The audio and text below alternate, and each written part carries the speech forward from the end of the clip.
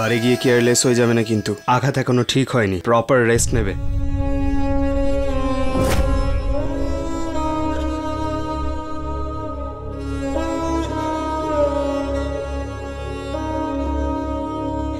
আমি সেই দিনটার জন্য ডেসপারেটলি ওয়েট করছি, যেদিন এটা আমি তোমায় পড়াতে পারবো। কিন্তু সময় দেখো, এগোচ্ছেই না, যেন শুধু পিছিয়েই যাচ্ছে।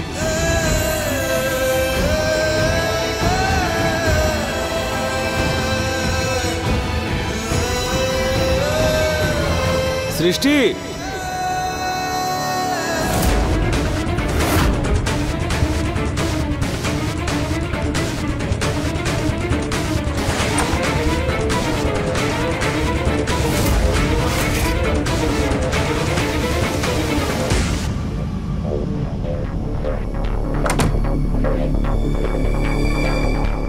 সৃষ্টি,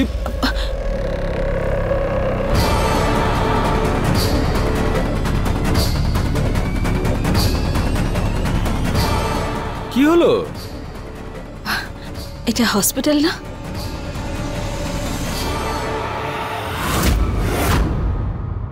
হসপিটাল তো কি হয়েছে? তুমি আমার স্ত্রী, আমি তোমাকে যে কোনো সময় হাক করতে পারি। 1 বছর পরে কোমা থেকে জেগেছি আমি, সেটা নিশ্চয়ই জানো। আর হ্যাঁ, আমি তোমাকে হাক করব, যার দেখার সে দেখতে পারে, ব্যাস। সার্থক, প্লিজ।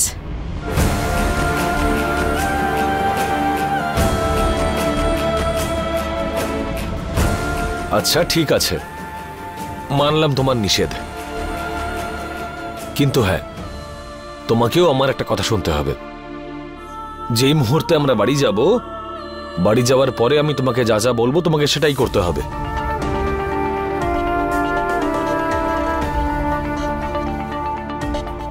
তুমি তো জানোই যে তোমার সাথে যদি 2 মিনিট হাত ধরে বসে পড়ি, তাহলে গোটা দিন বড় শান্তিতে কাটে আমার, খুব আনন্দে থাকি আমি।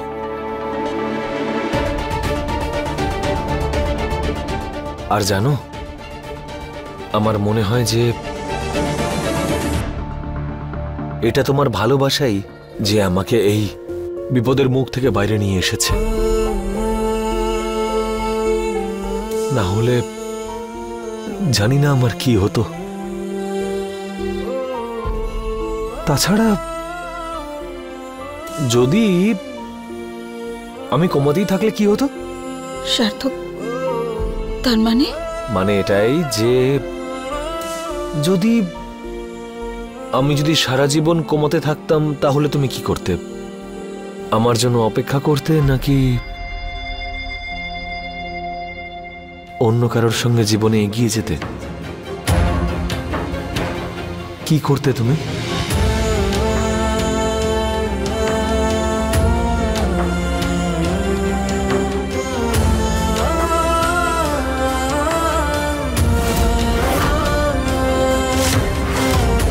তুমি যদি কিছু নাও বলো না সৃষ্টি, তাও আমি জানি যে তুমি সারা জীবন আমার জন্য অপেক্ষা করতে, আর কারোর সঙ্গে এগিয়ে যাওয়ার ব্যাপারে তো তুমি ভাবতেও না। নিজের সৃষ্টিকে আমি খুব ভালো করে চিনি, তাই না?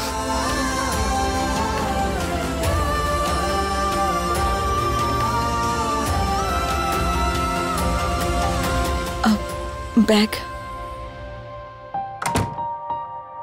এক্সকিউজ মি ম্যাম, এটা আপনার ডিসচার্জ পেপার, সাইন করে দিন। আরে তুমি কেন করবে? আমি স্বামী, ওনার অধিকার আছে আমার সই করার।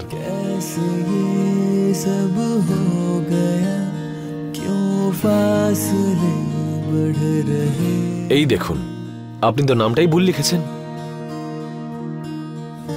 ওর নাম সৃষ্টি সত্যেন্দ্র যাদব নয়, সৃষ্টি সার্থক যাদব। আমি এটাকে ঠিক করে দিচ্ছি।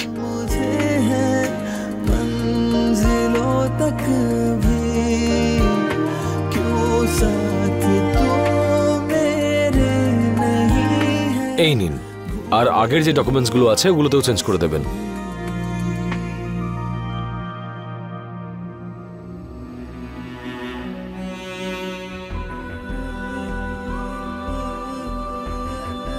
পুরো 1 বছর পর আমরা বাড়ি যাচ্ছি। আমি বোঝাতে পারবো না কতটা খুশি আমি। যাওয়া যাক।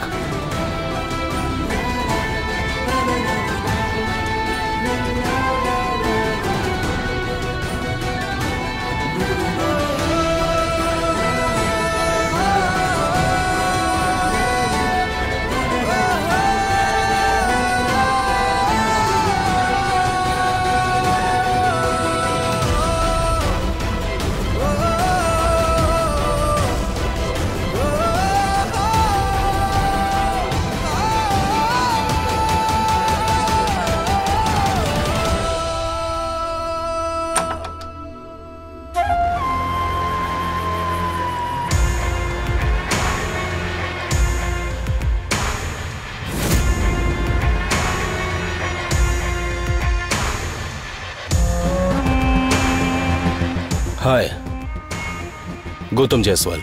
হ্যাঁ, হাই। এই হার্ড ডিস্কটা রিকভারি তুমি করেছিলে? ইয়েস। এর মধ্যে যে ফাইলগুলো আছে সেটা কি তুমি কাউকে দেখিয়েছিলে? ইয়েস। যে মেয়েটা এটা দেখেছিল তার নাম মনে আছে তোমার? নাম এক্স্যাক্টলি তো নামটা মনে নেই, বাট সারনেম ওর যাদব ছিল। সৃষ্টি যাদব কে? হ্যাঁ, সৃষ্টি যাদব। গড।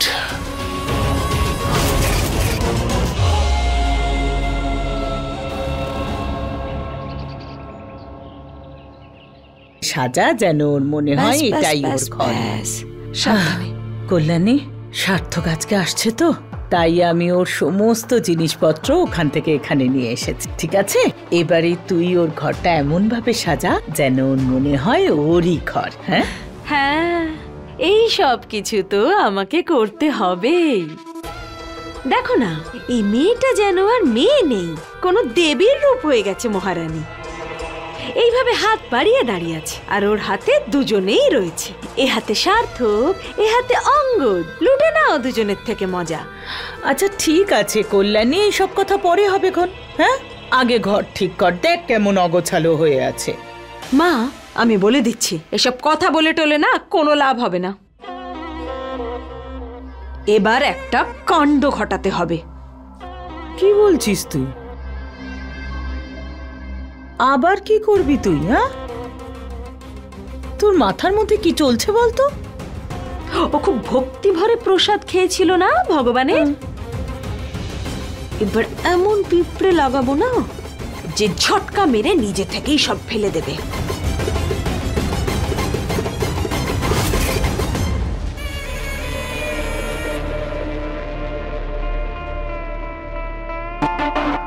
বাবা, আমরা এখানে কেন এসেছি? কেবিআই কলোনিতে কেন গেলাম না?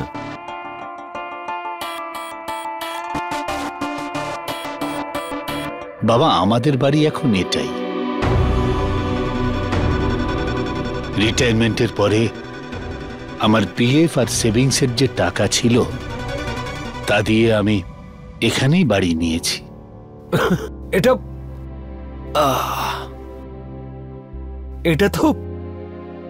এটা তো দারুণ একটা সুখবর বাবা।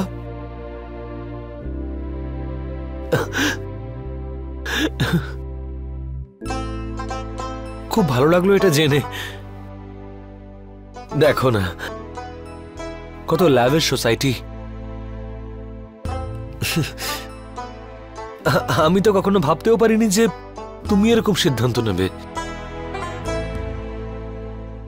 মানে নিজের জমানো টাকা দিয়ে এখানে বাড়ি নিয়ে নিলে। বাবা, আমি ভীষণ খুশি। আমি ভেবেছিলাম যে যখন অনেকগুলো টাকা রোজগার করতে পারবো তখন এরকমই একটা ভালো সোসাইটিতে একটা বাড়ি কিনবো, কিন্তু সেই স্বপ্ন তো তুমি পূরণ করে দিলে। তাই আমি এবার না একটা বড় বাড়ি বানাবো, আর আর তার নাম রাখবো সৃষ্টি সদন।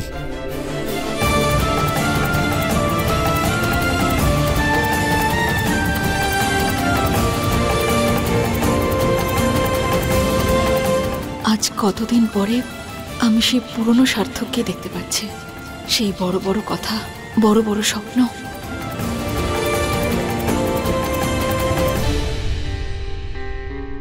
এই নাও,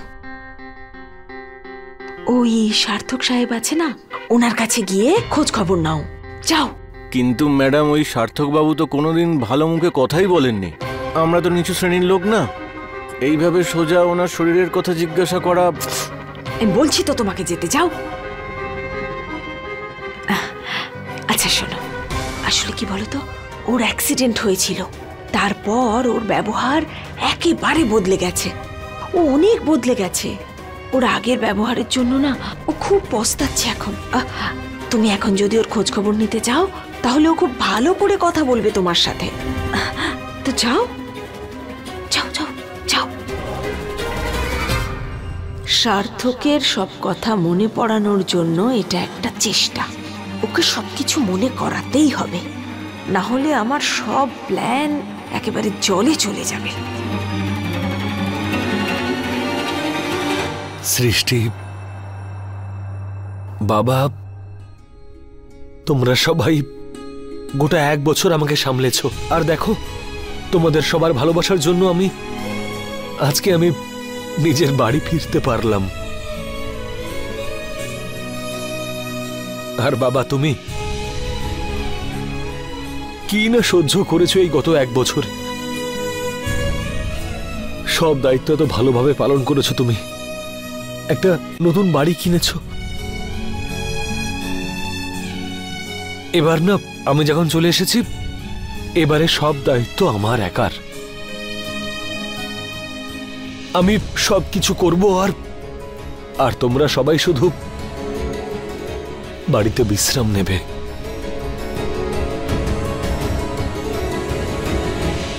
নমস্কার বাবু। হ্যাঁ নমস্কার। সার্থক বাবু, কেমন আছে আপনার শরীর?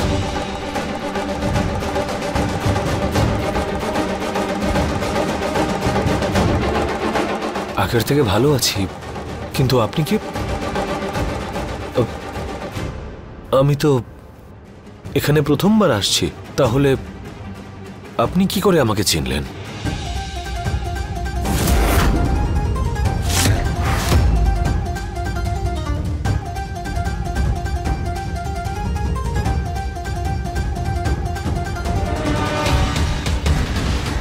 আরে বলুন না, কি করে চিনলেন আপনি আমাকে?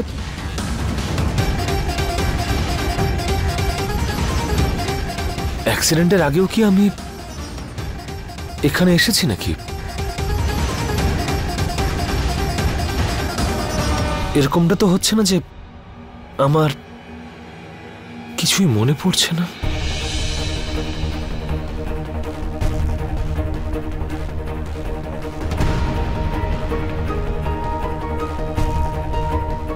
বাবু, আপনি তো দেখুন, ব্যাপারটা হলো ও এক্ষুনি হাসপাতাল থেকে এলো, ক্লান্ত, শরীরটাও ওর ঠিক নেই। একটু বিশ্রাম নিয়ে নিক, তারপরে কথা বলে নেবেন। হ্যাঁ, এখন আপনি যান।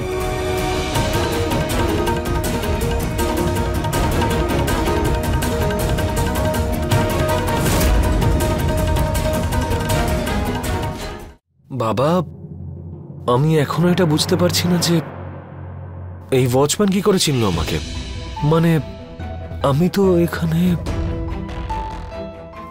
আমার কিছু মনে পড়ছে না কেন? আমি কি কিছু ভুলে যাচ্ছি নাকি? সার্থক, তুমি যখন হসপিটালে ছিলে তখন একদিন আমি কাজে খুব বিজি হয়ে পড়েছিলাম, আর বাবার জন্য আমায় খাবার পাঠাতে হতো, তাই আমি ওয়াচম্যানের হাত দিয়েই খাবার পাঠিয়ে দিয়েছিলাম। তখন দেখেছিল তোমার, আর এই অবস্থার পর সেই থেকে আমাকে জিজ্ঞাসা করে যে তুমি কেমন আছো। সেজন্যই চেনে তোমাকে। হ্যাঁ বাবা, সেই জন্যই ও যখন এখানে তোমায় দেখেছে তখনই জিজ্ঞেস করতে এসেছে।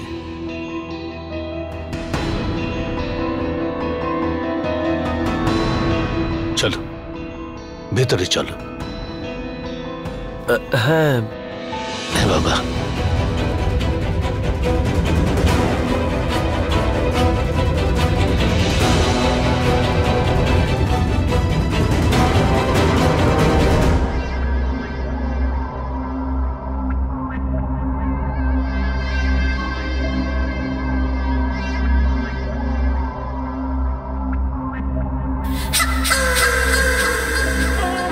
অঙ্গদ বাবু, এবার আমি তোমাকে ততটাই কষ্ট দেব। খুব ভগবান হওয়ার শখ তোমার না? এবার তুমি নিজেই সমস্ত কিছু ভেস্তে দেবে।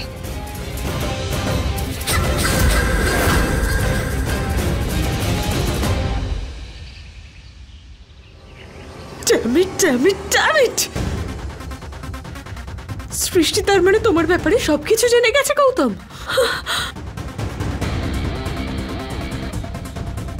যদি সৃষ্টি সবকিছু জেনেই থাকে তাহলে তাহলে অঙ্গদকে তোমার ব্যাপারে এখনো কিছু কেন বলেনি?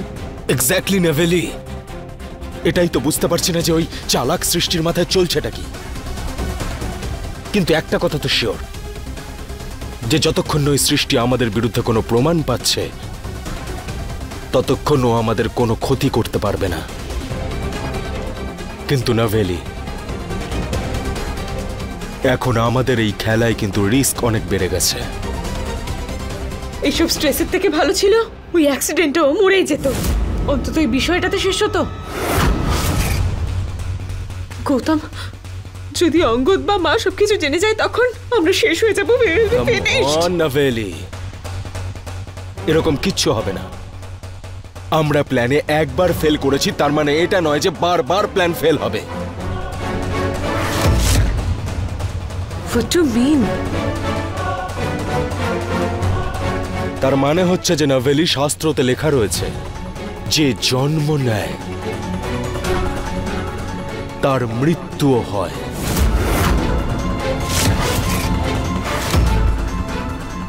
ওম শান্তি।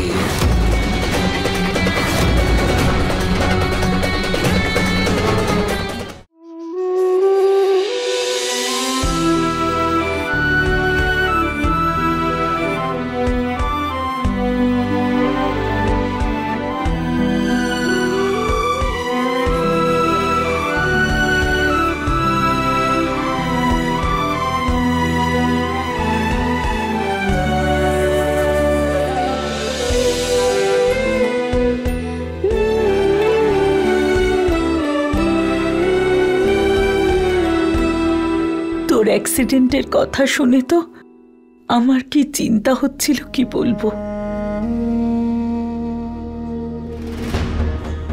ভগবানের অশেষ কৃপা, তুই সুস্থ হয়ে বাড়ি ফিরে এসেছিস।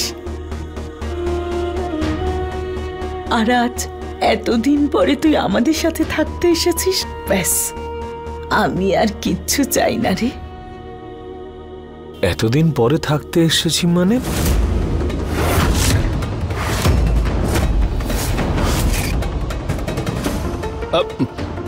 বাবা, ভারতী এটা বলতে চাইছিল যে গত 1 বছর ধরে তুমি তো কোমায় ছিলে, তো আজই সুস্থ হয়ে বাড়ি ফিরেছো, এটাই ও বলতে চাইছিল। হ্যাঁ, সেটাই বলছিলাম।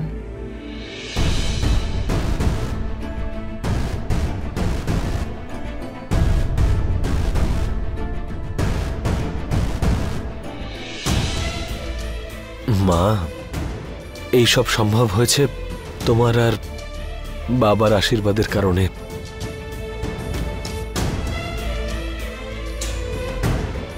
আর সৃষ্টির ভালোবাসার জন্য।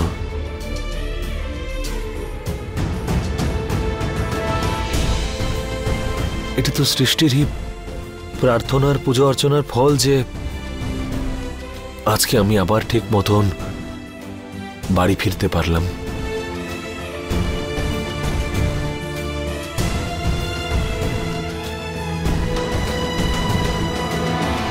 না হলে না জানি আমার কি হতো।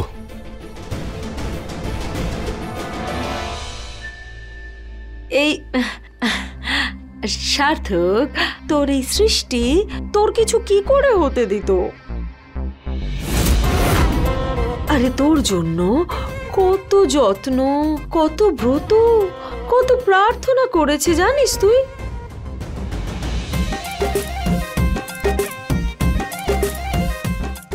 তোর দুঃখে কত চোখের জল ফেলেছে এই মেয়েটা জানিস তুই? আরে ওর নিজেরই শরীর খারাপ থাকতো, কিন্তু তোর জন্য নির্জলা ব্রত করতো, তাই না সৃষ্টি?